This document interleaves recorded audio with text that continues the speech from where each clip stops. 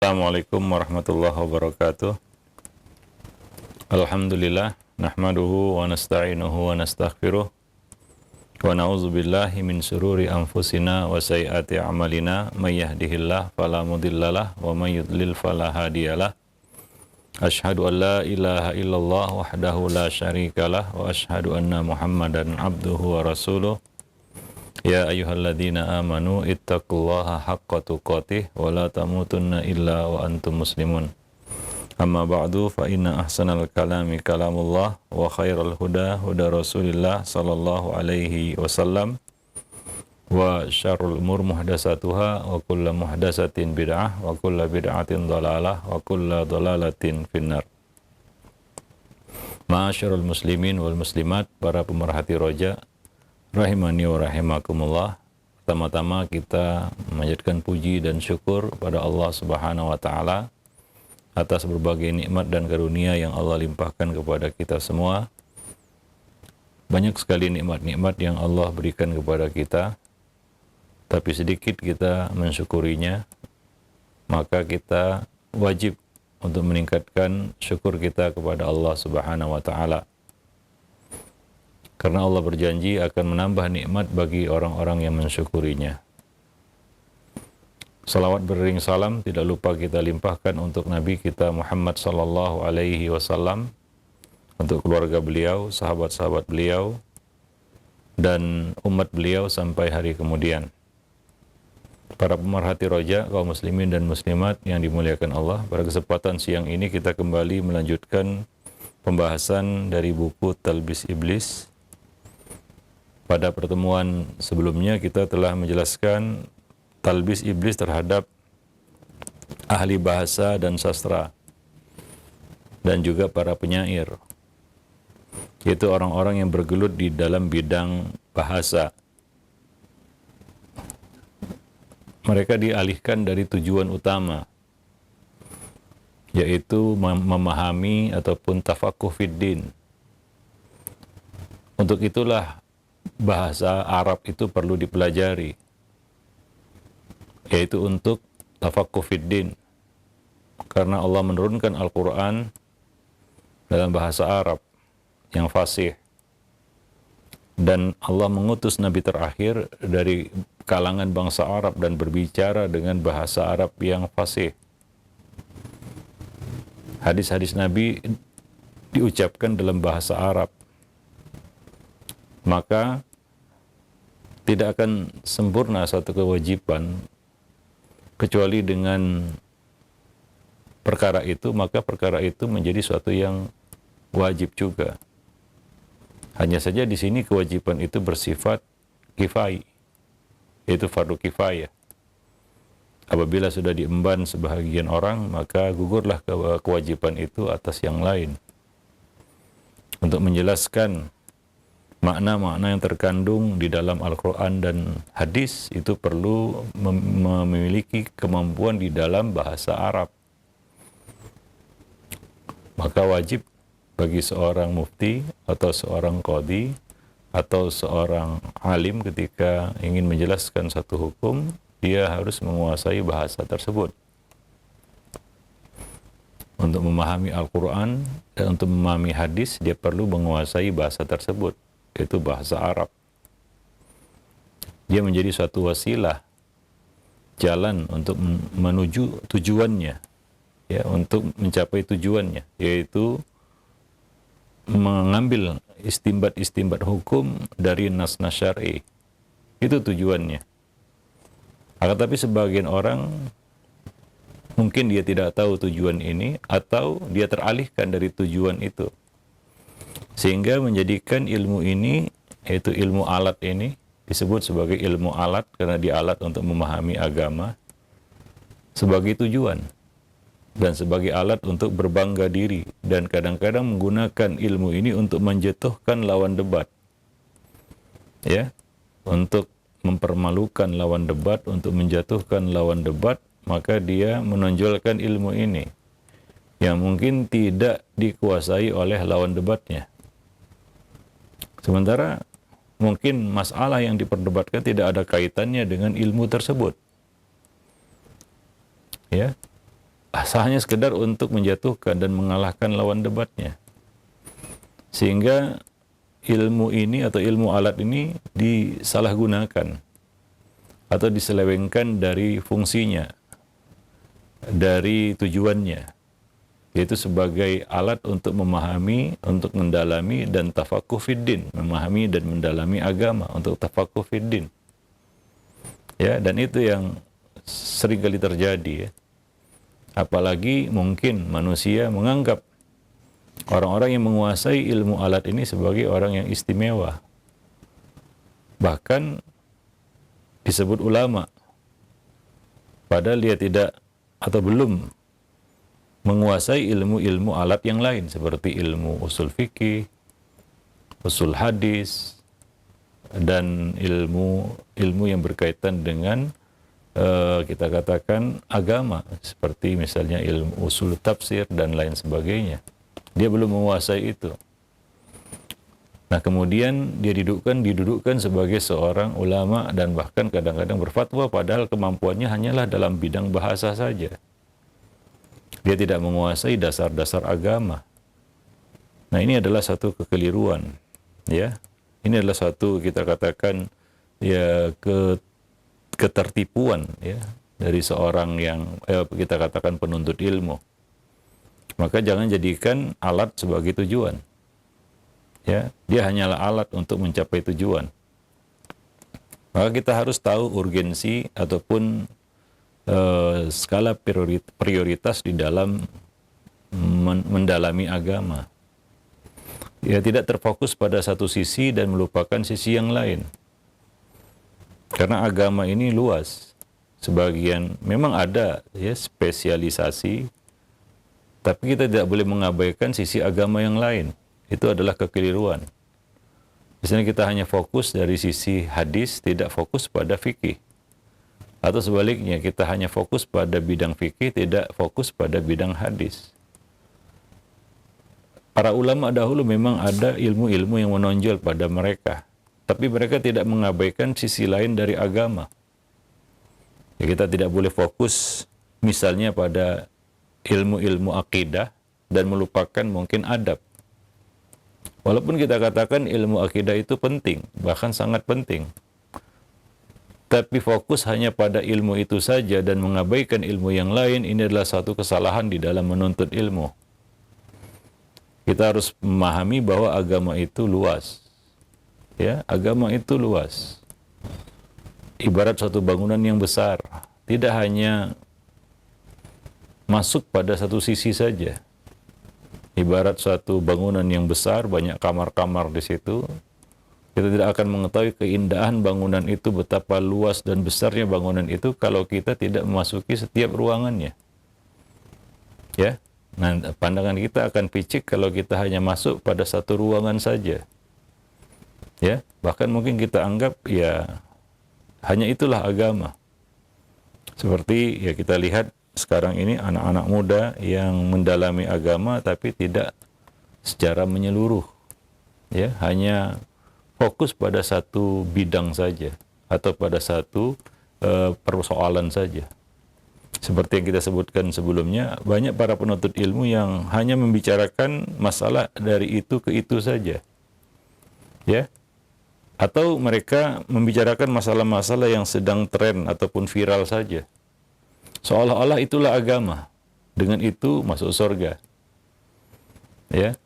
Nah, itulah dia agama. Nah, ini tentunya ya adalah satu ya kita katakan musibah bagi para penuntut ilmu. Ya, apalagi ya kita katakan sebagian dari mereka mengecilkan ya bidang-bidang ilmu yang lain. Seperti misalnya yang banyak dipandang remeh dan kecil adalah masalah akhlak dan adab. Ya, masalah akhlak dan adab. Sebagian penuntut ilmu menuntut ataupun mendalami satu perkara yang memang ada kecocokannya dengan tujuannya ataupun dengan hawa nafsunya. Ya, padahal agama tidak seperti itu.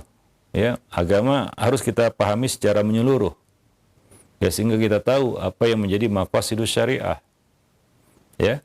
Nah, karena itulah dia ya kita katakan tujuan Allah menurunkan agama, itu mengatur kehidupan manusia kepada arah yang lebih baik. Yahdi lillati hiya aqwam. Membimbing manusia kepada petunjuk yang lebih lurus. Nah, tapi kalau kita hanya memperhatikan satu bagian dari agama saja, ya, kita tidak akan dapat memahami agama itu secara utuh. Allah mengatakan, mengajak kita untuk masuk ke dalam agama itu secara kafah. Ya ayyuhalladzina amanu dukhulu fis silmi kafah. Wahai orang-orang yang beriman, masuklah kamu ke dalam Islam secara kafah, menyeluruh. Ya, tidak ada sendi-sendi agama yang tidak penting sebenarnya. Kekeliruan sebagian penuntut ilmu adalah menganggap remeh sisi-sisi agama tertentu. Ya. Dengan melihat sisi agama yang penting, yang urgen. Ya, kita sebut akidah, penting. Tapi tidak bijak kalau kita merendahkan ya sendi akhlak dan adab karena kita fokus untuk mendalami akidah. Lalu dengan argumen-argumen seperti misalnya dengan itulah dia ya kita dengan itulah kita masuk surga, bukan dengan itu dengan ini. Yaitu argumentasi yang sebenarnya sangat keliru, boleh jadi itu talbis iblis juga. Ya. Sebagian orang mengatakan seperti itu. Ya, dengan menguasai ilmu akidah saya masuk surga. Bukan dengan ilmu adab dan akhlak. Ada yang berbicara seperti itu. Ya. Mungkin sepintas, sekilas, kata-kata itu sepertinya benar ya. Tapi syaitan akan menggunakan kata-kata itu untuk menggelincirkannya. Maka kita lihat ya dari hadis-hadis Nabi Sallallahu Alaihi Wasallam, banyak orang-orang yang tergelincir masuk neraka gara-gara perkara kecil. Sebagaimana dikatakan bahwa manusia tersandung bukan dengan batu besar. Tidak ada orang yang tersandung dengan batu besar. Kalau batu besar dia akan menghindar. Manusia akan tersandung dengan batu kecil yang seolah-olah tidak terlihat oleh matanya. Ya. Apalagi batu kecil itu dia pandang tidak ada. Ya, dia nihilkan, padahal ada. Maka dia tersandung di situ. Artinya apa? Setan menggunakan sisi-sisi lalai, lengah manusia. Boleh jadi setan menggunakan sisi akhlak dan adab ini untuk menyeretnya masuk ke neraka. Ya, untuk memperdayanya dan akhirnya karena masalah itu dia masuk neraka. Banyak contoh-contohnya. Ada orang yang seorang wanita masuk neraka gara-gara seekor kucing. Ya, seekor kucing. Bukan karena ya hubungannya dengan manusia, enggak. Ya, hubungannya dengan ayah bundanya, bukan. Hubungannya dengan istri dan anaknya, bukan. Bukan karena itu dia masuk neraka. Bukan karena sikapnya kepada tetangganya, bukan. Bukan sikapnya kepada temannya, tidak. Tapi karena hubungannya dengan seekor kucing. Nabi menyampaikan hadis itu ya. Yang perlu kita cermati di sini adalah kadang-kadang orang menganggap sepele. Masalah-masalah kecil. Padahal itu tidak jadi kecil nantinya di akhirat. Karena di akhirat nanti tidak ada perkara yang kecil. Karena perkara kecil pun akan dimintai pertanggungjawabannya. Ya, apalagi yang besar ya. Perkara kecil itu juga akan diangkat. Ya, bahkan sekecil-kecilnya. Hingga Nabi mengatakan kambing yang bertanduk akan dikisas karena telah menanduk kambing yang tidak bertanduk. Itu antara sesama hewan. Artinya perkara kecil di dunia yang kita pandang kecil, boleh jadi itu menjadi sandungan besar pada hari kiamat. Maka ada orang-orang yang tertahan di tempat yang bernama Qantoroh. Ya, seperti seorang yang mati syahid tertahan karena hutangnya. Mungkin dia pandang kecil masalah hutang itu. Ya, mungkin dia pandang kecil masalah hutang. Ada dua orang yang tertahan di Qantoroh ataupun di akhirat nanti, tertahan masuk surga karena masih ada pertengkaran yang belum mereka selesaikan. Mereka belum berdamai di dunia. Mungkin itu perkara yang kecil bagi mereka. Tapi di akhirat nanti tidak ada perkara yang kecil. Sekecil-kecilnya masalah itu akan dikisas. Itu akan diselesaikan, diangkat di pengadilan akhirat. Ya, diangkat pada pengadilan akhirat nanti. Tidak akan dilepas. Karena tujuan manusia ditahan, dikontrol adalah untuk menyelesaikan semua urusannya dengan manusia. Ya, semua urusannya dengan manusia.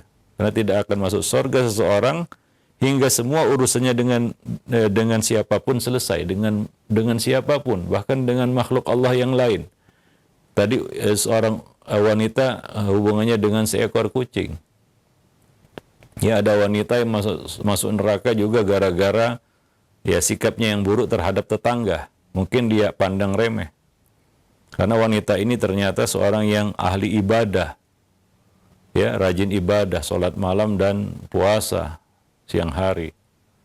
Tapi mungkin dia pandang remeh satu sisi ya, yang itu menyebabkan dia masuk ke dalam neraka, yaitu muamalahnya yang buruk kepada tetangganya. Mungkin dia nggak kira, mungkin tetangganya tidak sesoleh dirinya. Ya, mungkin tetangganya itu tidak sesoleh dirinya, tidak serajin dia di dalam beribadah. Mungkin dia pandang remeh itu. Ya, sebagian orang ya tega dan berani mendolimi orang lain, mungkin dia pandang orang ini lebih rendah kedudukannya dari sisi agama ya daripada dirinya. Dia pandang saya ini ternyata kelihatannya lebih soleh daripada orang itu. Orang itu kayaknya jelas kemaksiatannya ataupun kefasikannya. Maka dia pun menzalimi orang itu. Ya. Karena merasa dia dekat dengan Allah, orang itu jauh dari Allah Subhanahu wa taala. Ya. Nah, padahal di akhirat nanti boleh jadi itu menjadi batu sandungan baginya. Gara-gara itu dia gagal masuk surga atau tertahan masuk surga atau bahkan masuk neraka seperti wanita tadi. Ya, nah demikian. Jadi kadang-kadang ya karena kita menganggap remeh satu perkara, justru perkara itulah yang menjadi batu sandungan bagi kita. Para jemaah kaum muslimin dan muslimat, para pemerhati roja yang dimuliakan Allah. Maka jangan kita remehkan satu pun dari sendi-sendi agama. Kita harus memahami dan mendalami Islam ini secara menyeluruh. Udkhulu fis silmi kafah. Ya tentunya dengan porsinya, tentunya dengan kadarnya, ya. Nah, setiap orang tentunya punya keterbatasan. Misalnya dia mempelajari akidah, mempelajari ibadah, ya tentunya berbeda antara satu dengan yang lain dalam hal mendalami ya. Tapi dasar-dasarnya dia harus kuasai, dasar-dasarnya dia harus mengetahuinya. Nah demikian, sehingga dia dapat melihat agama itu, Islam itu secara menyeluruh. Karena ini yang menjadi masalah, yaitu ketika seorang itu memandang Islam itu secara ya kita katakan parsial ya, hingga dia melihat Islam itu seperti ya kita katakan puzzle-puzzle kecil yang tidak tersusun, sehingga dia salah memahami Islam itu, dan banyak seperti itu ya, apalagi orang-orang yang jauh dari ilmu, yang tidak menuntut ilmu, hingga dia tidak punya gambaran Islam itu apa. Dia pandang Islam itu dari sisi yang lain. Sehingga orang-orang seperti ini ya mudah untuk diseret kepada ya kita katakan paham-paham radikal ataupun paham-paham yang ekstrim ya. Karena tidak melihat agama itu secara utuh. Dia hanya melihat satu sisi saja, hingga dia mudah untuk diperdaya oleh syaitan atau oleh orang-orang jahil yang punya maksud buruk terhadap dirinya. Maka itu penting kita untuk mendalami agama secara menyeluruh, ya. Tidak ada bagian agama ini yang tidak penting. Ya, semuanya penting. Walaupun di sana ada skala prioritas, ada tingkatan perkara-perkara yang muhim tadi, yang penting tadi. Wallahu a'lam bishawab. Ya. Nah, jadi ini yang perlu kita cermati ya. Nah, jadi urgensi perkara ini tidak dapat kita pungkiri sebenarnya, ya, bahwa kenyataannya di sana banyak orang-orang yang menyalahgunakan ilmu-ilmu alat ini untuk tujuan-tujuan yang salah, ya, untuk berbangga diri, untuk ya merendahkan orang, untuk memperdaya orang, ya, dan untuk menimbulkan satu citra yang sebenarnya tidak seperti hakikatnya. Ya, mencitrakan dirinya sebagai ulama hanya sekedar dia menguasai ilmu alat. Ini kan keliru, ya. Bagi yang tahu tentunya ya mengetahui bahwa untuk syarat untuk menjadi seorang mujtahid bukan hanya menguasai ilmu bahasa. Ada banyak ilmu-ilmu alat lainnya yang harus dia kuasai. Nah demikian. Wallahu a'lam bishawab. Baik. Jadi ya ilmu nahwu ini tujuannya adalah agar kita bisa meluruskan lisan ketika kita mengucapkan ataupun berkomunikasi dengan bahasa Arab. Ya, dan mengetahui ilmu bahasa Arab ini untuk menafsirkan Al-Qur'an dan hadis. Nah, dan di sini juga perlu kita sampaikan bahwa mendalami bahasa Arab itu ada dua hal. Ya, ada dua perkara yang ya kita katakan berbeda. Ya, tujuan untuk tafaqquh fiddin dan tujuan sekedar untuk kita mungkin bisa berkomunikasi. Ya, mungkin untuk tujuan-tujuan dunia, untuk kerja, mungkin dia mau pergi kerja ke Jazirah Arab, dia perlu belajar bahasa Arab, ya, hingga mungkin dia lebih fokus kepada ilmu bahasa Arab yang bersifat muhadasah, percakapan saja, ya, seperti orang-orang yang kerja di tanah Arab, ya dia perlu belajar bahasa Arab untuk bisa komunikasi. Bahasa Arab yang dia pelajari tentunya bahasa Arab yang sederhana, ya, muhadasah, percakapan, kan begitu ya. Nah, itu satu sisi. Sisi yang lain belajar bahasa Arab untuk tafaqquh fiddin. Ya. Nah, ini ya kita katakan beda lagi. Ya, dengan orang yang tujuan belajar bahasa Arab itu untuk kerja misalnya. Ya. Atau untuk menikah dengan orang Arab misalnya, supaya dia bisa berkomunikasi. Ya, atau untuk tujuan-tujuan lainnya.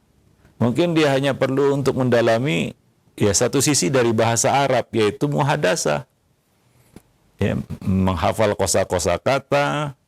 Ya, dia tidak perlu mendalami bahasa Arab itu sampai detil, enggak. Kenapa? Karena tujuannya hanya untuk itu.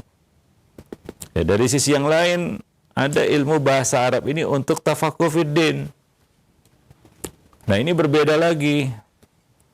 Ya, tentunya untuk perkara yang kedua ini, ya, untuk mendalami bahasa Arab dalam rangka untuk memahami agama, ya, itu perjalanannya sangat panjang.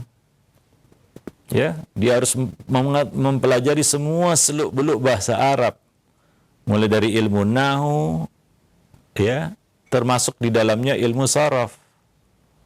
Ya, ilmu nahwu itu juga ada dua macam. Ada namanya nahwul i'rab. Itu yang banyak dipelajari oleh para penuntut ilmu, namanya nahwul i'rab, yaitu pintar mengi'rab. Apa itu i'rab? I'rab itu perubahan harokat di akhir kalimat, di akhir kata, dibaca an, in, atau un, ya, seperti itu simpelnya. Ini namanya nahwul i'rab. Ya, nahwul i'rab lebih kepada ya kita mengetahui kedudukan kata di dalam satu kalimat. Ya, sebenarnya tidak cukup untuk itu. Ya, syarat seorang itu bisa menjadi mujtahid, apalagi mufti, ya. Ya, bukan hanya sekedar menguasai ilmu nahwul i'rab atau nahwul i'rab.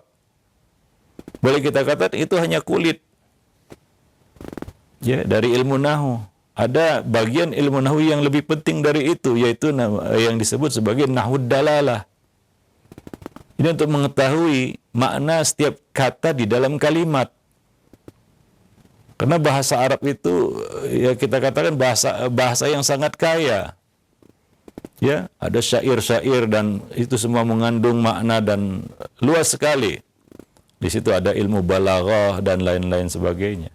Ya, untuk mengetahui bagaimana kebiasaan karakter orang Arab menggunakan bahasa mereka. Karena Nabi berbicara dalam bahasa itu. Ya, mengetahui maksud-maksud dan tujuan-tujuan diungkapkannya satu kata dalam satu kalimat, bentuk-bentuknya dan lain sebagainya. Ini yang disebut sebagai nahwul i'rab, nahwud dalalah. Ya, nah, ya tentunya itu adalah lanjutan, ya kita katakan apa ya, ya kelanjutan dari kita mendalami bahasa Arab, ya yang pertama tadi yaitu nahwul i'rab. Begitulah kita katakan, ya itu adalah sebagai prolog, mukaddimah baginya untuk masuk kepada ilmu alat yang lain seperti ilmu usul fikih. Ya, kita tidak akan bisa memahami ilmu usul fikih dengan baik kalau kita tidak mendalami nahwud dalalah. Ya. Nah, dan kemudian cabang-cabangnya yang sangat banyak. Artinya perjalanan menuntut ilmu agama, mendalami agama itu nggak ada habisnya sebenarnya. Ya, semakin kita dalami agama, semakin banyak hal-hal yang sebenarnya belum kita ketahui, belum kita kuak rahasianya. Begitu luasnya agama gitu ya. Sehingga ada kata pepatah, ya jadilah seperti padi, makin berisi makin merunduk. Ya, artinya apa? Ya semakin berisi semakin padat, ya, semakin berat. Ya tidak mudah dan tidak ringan saja seperti orang ya kadang-kadang ringan saja dia bicara agama, ya dia berfatwa, dia beristihad, ya padahal dia bukan ahli istihad, bukan ahli fatwa. Ya, nah kalau kita ikuti syarat-syarat mufti, syarat-syarat mustahid, ya kita mungkin jauh panggang dari api ya. Masih banyak kita hal-hal yang ya kita katakan apa yang masih luput dari kita. Mungkin perjalanan kita menuntut ilmu masih seumur jagung kita katakan. Bahkan mungkin masih di pinggiran saja. Di atas langit ada langit begitu ya. Sebagian orang hanya berpatokan dengan gelar saja mungkin. Padahal untuk mendapatkan gelar itu juga dia tidak menyelami semua sisi-sisi sendi-sendi agama. Dia harus terus belajar dan belajar. Apa kata Imam Ahmad? Ya, pena itu sampai ke makbarah. Al-mihbarah ilal makbarah. Ya, alat tulis ini akan dibawa sampai makbarah, sampai kuburan. Artinya apa? Menuntut ilmu sampai mati. Artinya tidak ada tamatnya sebenarnya. Ya, karena semakin kita gali, semakin banyak hal yang sebenarnya belum kita ketahui. Ya. Nah, itulah agama sangat luas. Dengan itu kita bisa menjadi orang yang lebih tawaduk begitu ya. Ngerti kedudukan diri kita bahwa saya ini bukan apa-apa, masih jauh. Tapi kita lihat sebagian orang yang belajar bahasa Arab, muhadasah, tiba-tiba sudah ceramah begitu dan sepertinya menjadi ahli agama. Padahal dia belajar bahasa Arab masih tingkatan muhadasah ya. Tujuannya mungkin untuk kerja, ya untuk ya ngomong-ngomong dengan orang Arab hanya sebatas itu. Kan ini sangat jauh sekali. Lalu diasumsikan dia, maka muncul waham dalam dirinya bahwa saya ini sudah pantas bicara agama. Saya sudah bisa ngomong ya dalam bahasa Arab. Nah, ini kan mengelirukan jadinya, ya. Padahal ya kita katakan orang yang belajar bahasa Arab untuk mendalami agama saja, kalau dia masih ya kita katakan belajar nahu itu tingkatannya nahul i'rab saja itu belum cukup. Masih jauh kita katakan. Artinya masih panjang perjalanan dia untuk mendalami bahasa Arab itu. Ya apalagi sekedar belajar bahasa Arab muhadasah kan begitu ya. Nah ini yang perlu kita sadari bersama. Ya supaya kita tahu ya. Karena sebagian orang ya menggunakan ini sebagai alat untuk berbangga diri. Ya waliyadzubillah. Mudah-mudahan kita tidak seperti itu. Ya, maka jadilah seperti padi tadi makin berisi makin merunduk. Semakin kita dalami agama ini maka semakin terkuak kejahilan diri kita bahwa kita ini belum apa-apa. Maka berhati-hatilah berkomentar tentang masalah agama. Lebih bagus diam ya daripada kita berbicara tentang agama yang kita tidak kuasai. Ya, nah demikian. Atau kita merasa diri kita sudah sampai di puncak, kayaknya nggak perlu belajar lagi. Ya. Kayaknya nggak ada orang lain yang lebih tinggi ilmunya dari saya. Ini kan waham-waham yang menunjukkan bahwa kita itu sebenarnya masih mungkin berada di pinggiran saja. Ingat di atas langit ada langit. Artinya apa? Ya kita perlu terus belajar. Ya, jangan merasa wah ini saya sudah cukup ini. Nah demikian. Wallahu a'lam bishawab. Ya, itu baru satu sisi, belum sisi yang lain. Misalnya ilmu hadis. Kalau kita belajar ilmu hadis, sekedar belajar mustalah hadis, itu masih seperti tadi, ilmu nahu masih nahul i'rab. Ya. Karena mustalah hadis itu adalah pengantar sebenarnya untuk memahami istilah-istilah yang dipakai oleh ahli hadis. Kita belum masuk ya pada ya mungkin puncaknya yaitu jarah dan ta'dil yang sangat berguna dan sangat menjadi syarat pertama dan utama untuk bisa memberikan kodifikasi hadis. sahih atau tidak. Dan itu kan perjalanannya panjang. Itu sisi yang lain. Belum lagi ilmu fikih yang harus belajar usul fikih. Dan belajar usul fikih ini juga kita harus tahu kubu-kubu yang ada di dalam madzhabul fiqh. Ya, madzhabil ulama. Ya, dari mana aliran fikih itu berasal? Kenapa satu kaidah itu muncul? Nah, ini kan panjang sebenarnya. Belum lagi ilmu usul tafsir yang tentunya itu lebih rumit dan lebih luas lagi. Begitulah din itu, agama itu. Jadi bukan ya kita pandang ya kita katakan kita kita sederhanakan masalahnya, kita anggap mudah, ternyata tidak semudah yang kita bayangkan. Tidak sesimpel yang kita bayangkan. Nah, demikian. Nah, ini penting yang diketahui untuk para penuntut ilmu supaya dia tidak cepat berpuas diri bahwa kita semua ini masih tuwailibul ilm mungkin. Di Indonesia, kita katakan kita semua ini mungkin para asatis yang ada, mungkin masih tarafnya itu tuwailibul ilm. Kalau kita lihat ya berkaca kepada para ahli-ahli ilmu yang ada di luar sana, di negara-negara lain yang mereka punya tradisi menuntut ilmu yang luar biasa, yang kita saksikan ya, untuk menjadi seorang yang ya kita katakan derajatnya ya ulama ataupun mustahid gitu ya. Nah, masih banyak hal-hal yang terluput dari kita dan belum kita sentuh. Belum sempat kita pelajari, karena keburu tamat mungkin. Para pemerhati roja kaum muslimin dan muslimat yang dimuliakan Allah. Wallahu a'lam bishawab. Maka kita juga harus tahu ya, skala prioritas di dalam menuntut ilmu. Ini untuk ya kita katakan para penuntut ilmu, tuwailibul ilm, dan para awam. Ya, mereka juga harus mengerti ini. Supaya ya tidak terjebak pada suatu kita katakan hal yang perkara yang ya mengalihkan dia dari perkara yang penting untuknya kepada perkara yang kurang penting. Ya, nah demikian. Ya, wallahu a'lam bishawab. Ya, memang kalau kita punya keinginan dan ambisi, kita ingin menguasai semua itu. Tapi apakah mungkin? Dan apakah mampu? Belum tentu semua orang mampu untuk itu. Ada orang yang diberi kemampuan dan ada yang tidak. Maka kita juga harus lihat diri kita, ya.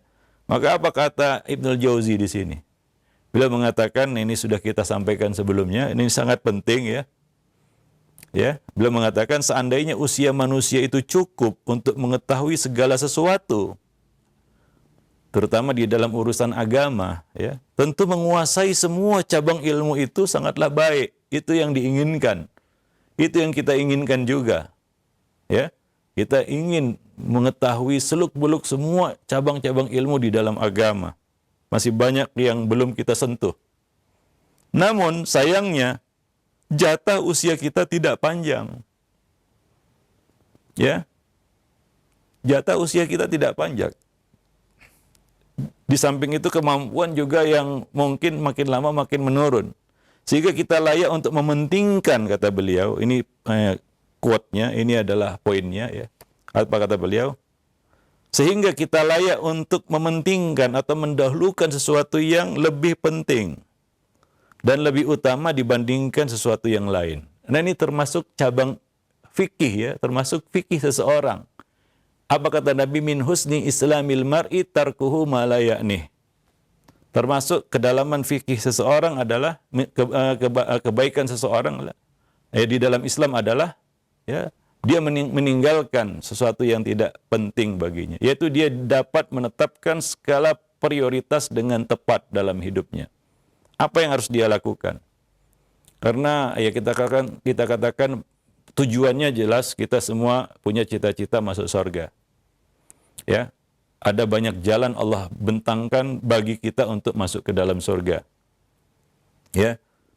Banyak jalan ya. Kalau kita sebutkan, ada orang yang masuk surga gara-gara menolong seekor anjing, ada yang masuk surga gara-gara menyingkirkan gangguan dari jalan, ya. Ada yang masuk surga karena sholat malamnya, ada yang masuk surga karena puasanya, ada yang masuk surga dengan akhlaknya. Ya, macam-macam. Ya, sebagai bocoran saja Nabi mengatakan, ya, aksaru ma yudkhilun nasal jannah, perkara yang paling banyak masukkan manusia ke dalam surga adalah taqwallah wa husnul khuluq. takwa kepada Allah, dan akhlak mulia. Nabi Yusuf menyebutkan akhlak mulia ya di situ ya. Para pemerhati roja kaum muslimin dan muslimat yang dimuliakan Allah, yang mungkin luput dari perhatian banyak orang. Sementara Nabi mengatakan itulah perkara yang paling banyak masukkan manusia ke dalam surga. Maka ya kita jangan ya teralihkan fokus kita dari tujuan yang lebih penting tadi. Wallahu a'lam bishawab. Ya, nah demikian. Maka menetapkan skala prioritasnya termasuk salah satu kunci sukses seorang ya penuntut ilmu di dalam perjalanannya menuntut ilmu. Ya, dia tidak underestimate atau meremehkan ilmu-ilmu yang ada, dan dia bisa menyusun skala prioritas. Apa yang lebih saya dahulukan, yang lain bukan ditinggalkan, tapi sesuai dengan porsinya. Ini adalah salah satu kunci kesuksesan seorang penuntut ilmu, ya di dalam perjalanannya menuntut ilmu. Karena kita menuntut ilmu ini tujuannya lillah, untuk agar kita bisa mendalami agama, memahami agama dengan baik, dan kita harapkan dengan itu kita bisa masuk ke dalam surga, masuk ke surga Allah Subhanahu wa taala. Wallahu a'lam bishawab. Nah, ini ya kita katakan salah satu poin penting yang disampaikan oleh Ibnul Jauzi di sini ya. Wallahu a'lam bishawab. Taib. Nah, kemudian beliau juga sini menyinggung tentang para penyair yang ya nggak jauh-jauh ya dari dari ilmu bahasa, yaitu ilmu syair. Kadang-kadang saking asyiknya dia mendalami syair, dia lebih senang mendengar syair daripada mendengarkan Al-Qur'an. Sebagian orang rusak hatinya, ya, terkotori hatinya dengan syair-syair itu. Ya, mungkin awalnya syair-syair yang sifatnya mubah, membicarakan hal-hal yang biasa tentang kehidupan dan lain sebagainya. Lama-lama dia jatuh kepada syair ghazal, yaitu syair-syair yang berisi tentang cinta. Akhirnya syair-syair yang menyifatkan lawan jenis, wanita misalnya. Dan pada akhirnya hatinya pun menjadi kotor karena itu. Ya. Nah, jadi hati-hati dengan ya kita kan ilmu syair. Ya memang mengasyikkan kita bisa mengetahui ya, kita katakan syair-syair ya orang-orang Arab ya, terutama yang biasa didalami dan menjadi hujah di dalam ilmu bahasa Arab adalah syair-syair jahiliyah. Ya. Para ahli bahasa menggunakan itu untuk sebagai hujah ya. Ya, di dalam bahasa. Ya kadang-kadang isinya itu ya nggak baik juga begitu ya, atau ya kurang baik, atau bahkan ya kita katakan maknanya itu bertentangan dengan agama, tapi diangkat karena ada kaedah-kaedah yang bisa dipetik di situ yang berkaitan dengan bahasa. Lalu orang-orang yang lemah hatinya terpikat dia dengan syair-syair itu, hingga dia lebih fokus kepada isi syairnya daripada kaedah-kaedah yang dipetik dari ya syair tersebut yang berkaitan dengan bahasa Arab. Ya sebenarnya itu tujuannya, bukan ya mengetahui bagaimana isi dari syair itu. Kadang-kadang isinya itu ya macam-macam ya. Ya maklumlah namanya syair jahiliyah sebelum datangnya Islam, banyak yang bertentangan juga dengan nilai-nilai Islam. Ini satu sisi. Di sisi yang lain, ya sebagian orang menggunakan syair-syair ini untuk memperoleh penghasilan. Bagaimana caranya? Beliau menyebutkan di sini, Ibnul Jauzi menyebutkan di sini, itu seorang penyair akan memuji-muji orang lain, atau biasanya di sini penguasa. Hingga yang dipuji-puji itu takut dapat penghinaan darinya.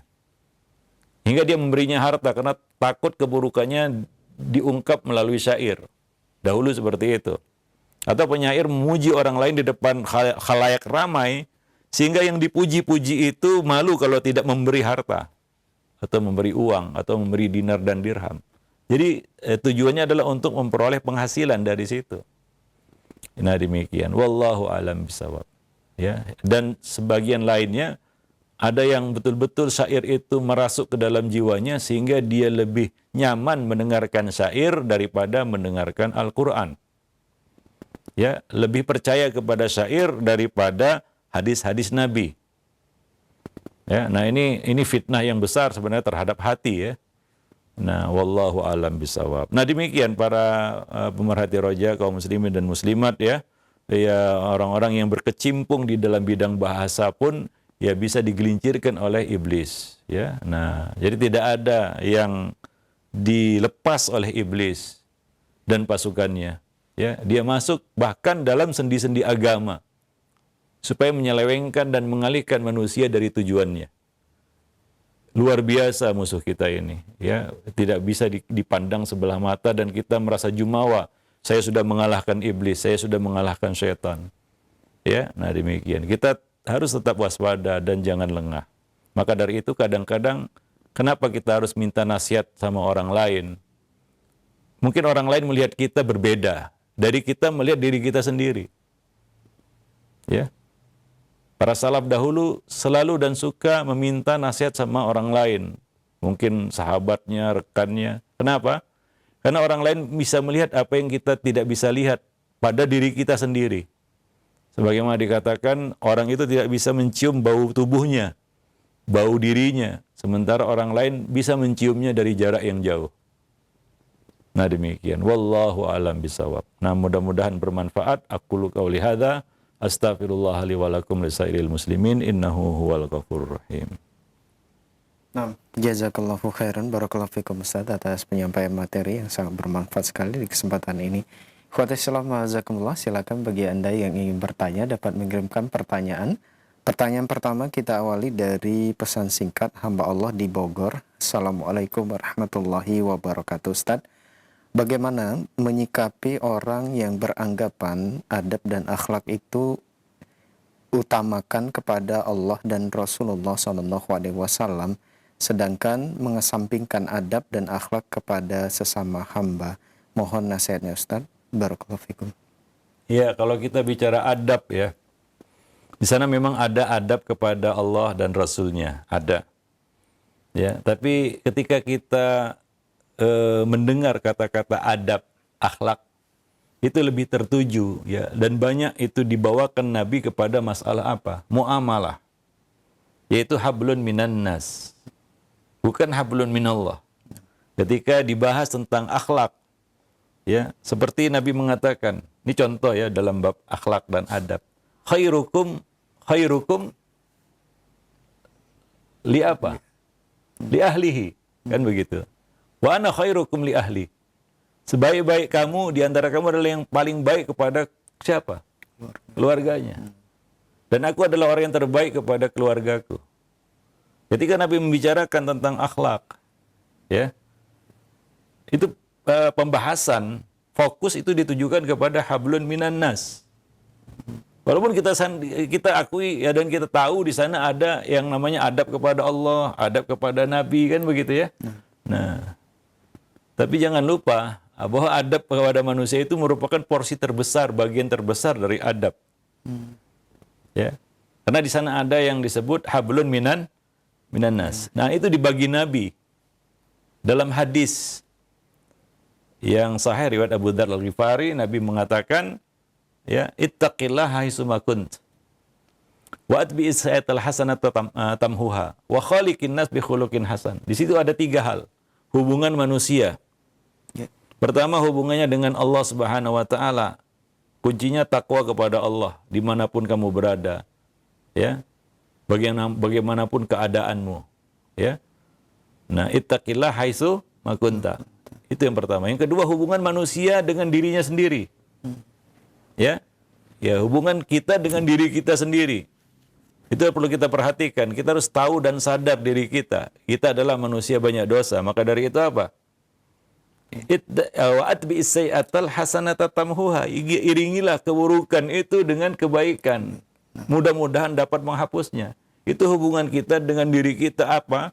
Kita harus sadar kita manusia banyak salah. Itu poin penting dari kata Nabi tadi ya, sabda Nabi, wa atbi'is sayyi'atal hasanata tamhuha. Itu hubungan seseorang dengan dirinya sendiri. Ya. Nah, akan menjadi sulit orang itu kalau dia merasa tidak bersalah dan tidak berdosa. Ya. Nah, demikian. Karena dia tidak akan mau untuk menutupi kesalahan-kesalahannya dengan kebaikan-kebaikan, atau dia merasa dirinya sempurna. Nggak ada kurang satu apapun, kan begitu. Nah, ini sangat berbahaya tentunya. Itu tipu daya setan juga. Itu yang kedua. Yang ketiga, Ini adalah hubungan manusia dengan sesama, ya. Dengan sesama siapapun dia, sampai orang terdekat yaitu pasangan hidup, anak, orang tua, teman, tetangga, dan semua manusia bahkan dengan makhluk Allah yang lainnya. Yaitu apa? Wa khaliqin nas bi khuluqin hasan. Ya, bergaullah kamu kepada manusia dengan akhlak yang mulia. Jadi ketika Nabi menyinggung akhlak, itu tidak dimasukkan di dalam hablun minallah. Ya. Tapi lebih terfokus kepada apa? Hablun minan nas. Nah demikian. Wallahu a'lam bissawab. Ya. Baik. Jazakallah khairan Ustaz atas jawaban yang disampaikan. Semoga bermanfaat untuk penanya yang berada di Bogor. Masih pertanyaan melalui pesan singkat kembali dari Abu Kolbin di Kaltim, Kalimantan Timur. Assalamualaikum warahmatullahi wabarakatuh Ustaz. Ada 2 pertanyaan.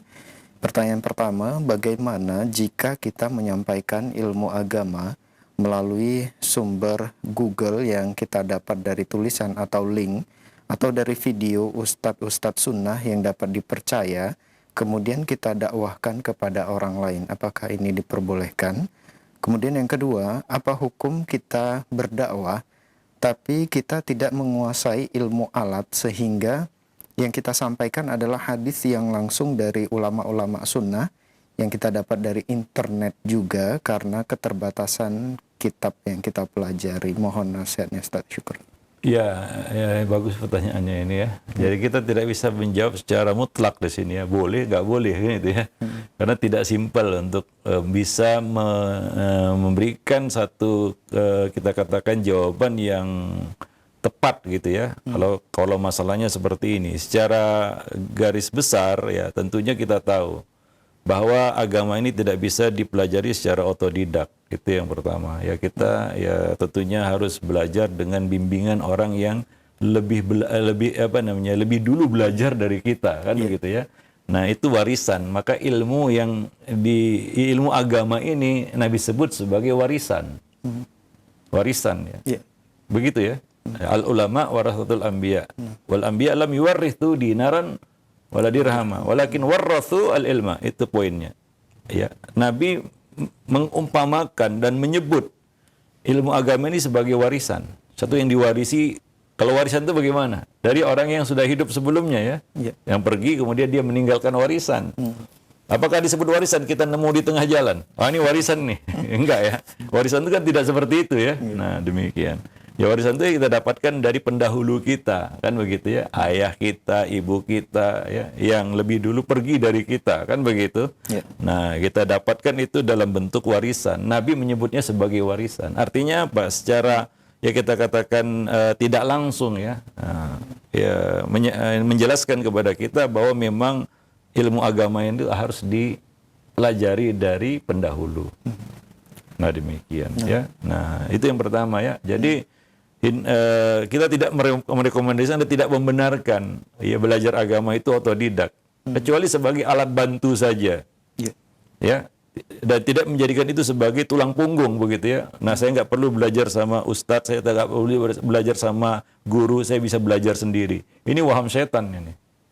Ya, karena dia nggak tahu bilakah dia benar, bilakah dia salah. Dan mungkin dia salah di dalam menetapkan skala prioritas tadi ya. Nah, dan lain-lain sebagainya. Maka coba lihat, kita belajar dari Imam Malik ya, beliau tidak berani berfatwa, beristihad ya, hingga ya kita katakan 50 orang ulama atau 40 orang ulama bersaksi, atau 70 orang ulama bersaksi bahwa beliau layak untuk melakukannya. Artinya ada izin dari pendahulu. Ya, dari salaf beliau. Ya, maka apa kata Imam Ahmad? Berhati-hatilah kamu bicara agama, ya tidak ada salaf bagimu sebelumnya. Ya, nah demikian. Ya, nah maka kita harus belajar dari ya minimal ada guru yang membimbing ya. Ada guru yang membimbing sehingga kita tahu. Karena guru itu belajar juga dari gurunya sebelumnya kan begitu ya. Dan terus begitulah dia yang namanya warisan. Jadi ada silsilahnya juga. Ada silsilahnya. Oh, saya belajar dari si fulan belajar dari si fulan. Itu bisa ditelusuri. Nanti akan ketahuan, wah ini ternyata nggak jelas asal-usulnya kan begitu. Nah demikian. Jadi seperti itulah ilmu ya, ilmu agama ini. Makanya seperti yang ditanyakan tadi ya. Nah, Saya katakan ya kalau sekedar untuk sebagai alat bantu ya mungkin bisa ya. Tapi tetap dia harus ada guru yang membimbing dalam bab agama gitu ya. Kalau dia mau ya kita katakan mendakwahkan agama ini secara lebih khusus, maksudnya khusus ya. Menjelaskan agama, maka dia harus belajar. Nggak bisa dia ya kita katakan modal Google kemudian dia ya menjadi pendakwah dalam arti kata menjelaskan agama. Kecuali dia berpartisipasi di dalam dakwah menurut kadar dan kemampuannya. Ya, misalnya sekedar mengajak, menunjuki, itu kan dakwah juga. Ya, menjelaskan mungkin bukan faknya, gitu ya. Mungkin ada orang lain yang bisa menjelaskan. Ya, tapi minimal dia berdakwah dalam bentuk mengajak manusia, menunjuki, ya ini jalannya. Nah, ini jalurnya, ini majelisnya, ini bukunya, ya. Nah, demikian. Nah, ini sumbernya, kan begitu. Ya, cukup bagi dia sebatas itu. Nah, kadang-kadang ya kita katakan ya sebagian orang mencuplik kita katakan bagian tertentu dari YouTube misalnya atau dari media sosial yang kadang-kadang mereka salah di dalam menampilkan itu hingga jadi fitnah juga. Itu sering terjadi juga kan. Dia cuplik, ya itu bisa menjadi fitnah. Dia tidak memahaminya secara utuh, dia pahami sendiri kemudian dia publish. Nah, yang akhirnya jadi fitnah.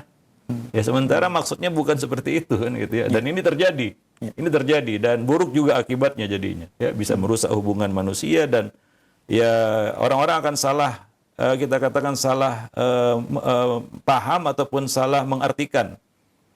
Sehingga maksud hati untuk menyebarkan kebaikan yang dituai justru ke keburukan ya, maka ya tentunya dia tetap harus berkonsultasi dengan ahli ilmu atau orang yang lebih berilmu, orang yang mengerti ya, mengetahui ya. Nah demikian, apalagi mencuplik ataupun mengambil potongan-potongan video kan kemudian ya kadang-kadang nggak utuh sehingga dia nggak tahu bagaimana cara memotongnya ya. Nah demikian atau ya kita katakan mengupload sesuatu yang dia tidak ketahui. Ya, sekedar semangat saja karena sebagian orang itu modalnya semangat belaka. Ya, maksud hati memang menebarkan kebaikan, cuma mungkin caranya yang salah. Dan hasilnya tidak baik jadinya. Wallahu a'lam bishawab. Nah, demikian. Demikian juga ya kita katakan menukil potongan-potongan perkataan ya. Nah ini juga tidak sembarangan juga ya, karena kadang-kadang yang dinukil ucapannya itu tidak ridho kan gitu ya. Kalau tidak mengizinkan ya, seperti menebarkan video atau potongan video yang tidak diizinkan oleh ya yang bersangkutan kan begitu ya. Ya ini kan tidak boleh disebarkan juga kan begitu ya. Nah, wallahu alam bishawab. Baik. Jazakallahu khairan Ustaz atas jawabannya. Semoga bermanfaat untuk penanya Abu Kolbin yang berada di Kalimantan Timur. Pertanyaan terakhir di kesempatan ini Ustaz dari hamba Allah. Assalamualaikum warahmatullahi wabarakatuh. Ustaz, apakah ilmu yang bermanfaat setelah meninggal dunia hanya sebatas ilmu syar'i saja atau bagaimana dengan ilmu dunia? Mohon nasihatnya Ustaz. Iya, bagus pertanyaannya ini ya. Ya tentunya ya kita katakan al-ilmu nafi adalah ilmu yang mendekatkan kita kepada Allah, mengantar kita ke surga. Yang dimaksud dengan ilmu ini tentunya ilmu syar'i ya. Dan dengan itu kita dapat mengenal Allah. Dengan itu kita dapat mengenal agama dan itu yang menjadi jalan bagi kita, syarat bagi kita untuk masuk surga. Syaratnya kan kuncinya la ilaha illallah. Kalau kita tidak ilmu itu, bagaimana kita bisa masuk? Kan begitu ya, itu mustahil. Maka yang pertama ya tentunya ilmu yang bisa mengantarkan kita ke surga itu adalah ilmu syar'i. Ya, itu menjadi syarat utamanya. Ya kita harus mengilmui fa'lam annahu la ilaha illallah ya, dan semua bagian-bagian agama yang harus kita ketahui, terutama yang wajib kan begitu.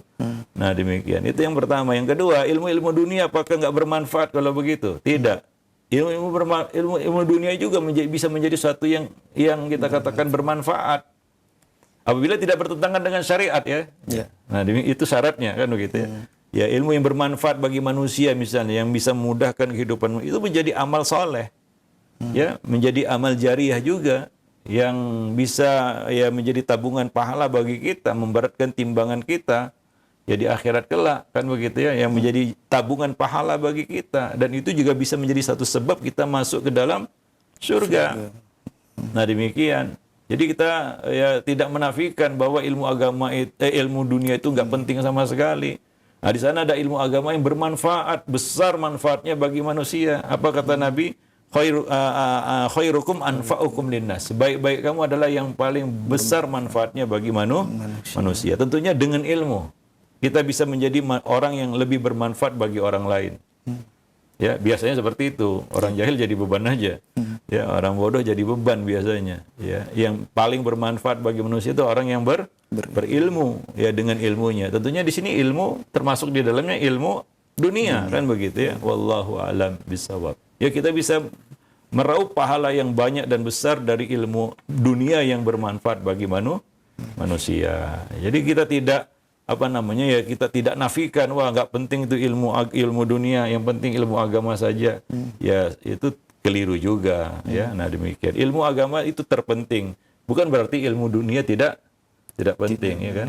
Nah, Nabi mengatakan antum a'lamu bi umuri duniakum. Kamu lebih tahu tentang urusan dunia kamu, terutama yang membawa maslahat bagi manusia. Wallahu a'lam bishawab. Nah, demikian, mudah-mudahan bermanfaat. Aqulu qauli hadza astaghfirullah li wa lakum lisairil muslimin innahu huwal ghafurur rahim. Assalamualaikum warahmatullahi wabarakatuh.